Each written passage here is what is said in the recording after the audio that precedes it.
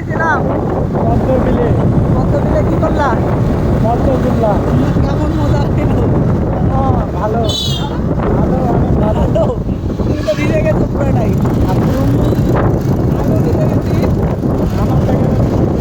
আমি বেশি আর ছোট মানুষ না ভয় করি থেকে সবচেয়ে বেশি ভয় করি ওখানে পদ্ম ফুলের ঘটনাটা হলো না আমরা সাদা পদ্ম দেখে আসছিলাম কিন্তু 10 মিনিট পর গিয়ে দেখি সাদা পদ্মটা আর নেই এই তো সেই শীতের বাড়িতে ছিলাম আমরা 10 মিনিট পর এসে দেখি কিন্তু আর পদ্ম নেই তাই না সাদা পদ্মটা নেই তাহলে বুঝতে পারতেছেন আমরা দেশে ফিরে আসছি এটাই কিন্তু অনেক সেখান থেকে যে আমরা সুস্থ শরীরে ফিরে আসছি সেখান থেকে এটাই অনেক কারণ কি জানেন মা মা দাদা দাদির কাছ থেকে শুনছি পদ্ম দিলে নাকি সবসময় কী যেন থাকে তারা নাকি মানে যে কোনো রূপ নিতে পারে তো আমরা সাদা যে পদ্মটা দেখছিলাম সেই পদ্মটা তুলতে গেছিলাম কিন্তু পারি নাই তাই না আমি তখন আমরা সাহস করে পানিতে নামি নাই যার জন্য পারি নাই তাই না তারপরে যখন সাহস করে পানিতে নামলাম তখন কী হইলো নাই তখন আর নাই পদ্ম কোথায়? তখন পদ্ম শেষ তো আমরা এসে বুঝতে পারলাম যে আসলে এই জায়গাতে থাকা আমাদের জন্য ঠিক হবে না এখন যার জন্য আমরা আজ সেখান থেকে চলে আসলাম কারণ বলা যায় না কখন কী হয়ে যেতে পারে না আর এই দুপুরবেলা কেউ নেই দিলে একদম সময় কেউ নেই দিলে প্রয়োজন ছিল কিন্তু চুল কাটতে পারলাম না অনেক ভিজে। বিষয় কারণ ভিজে গেছি পানি থেকে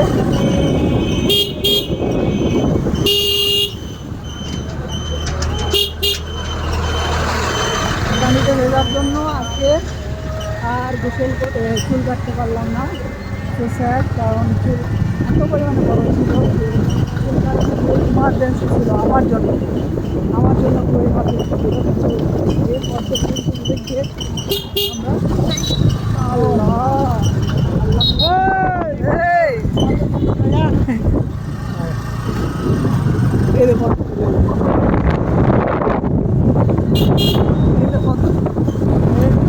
তিনটা ভালো পদ্ম ফুল। তিনটা ভালো আছে তার মধ্যে দুটা আমার। হ্যাঁ এই পদ্মর জন্য মারামারি হয়ে গেছে হ্যাঁ এই দুইটা আমার বইয়ের জন্য আর একটা মেহেন্দির বইয়ের জন্য হ্যাঁ, না না হবে না আমার পদ্ম বাসায়। দুঃখের বিষয় মেহেন্দি তুমি এভাবে আমাকে ইনসাল্ট করবা আগে ভাবতে পারিনি চাষা আর দূরান ধরে আর যদি মেরে ফেলে দিবে রাস্তার মাঝে কি এক অবস্থা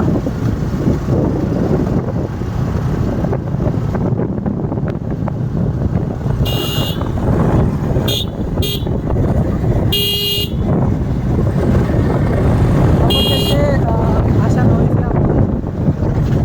এই কাটা কেন থাকে কাটা কেন থাকে প্রত্যেক জায়গায় পদ্মর ডগায় কাটা।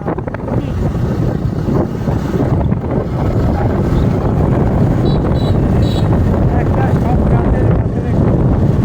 কোনো গাছের কাটা থাকে। নাকি গোলাপ ফুলের রানী গোলাপেও কিন্তু কাটা থাকে আর গোলাপ ফুলকে পছন্দ করে না পৃথিবীর মধ্যে এমন কোনো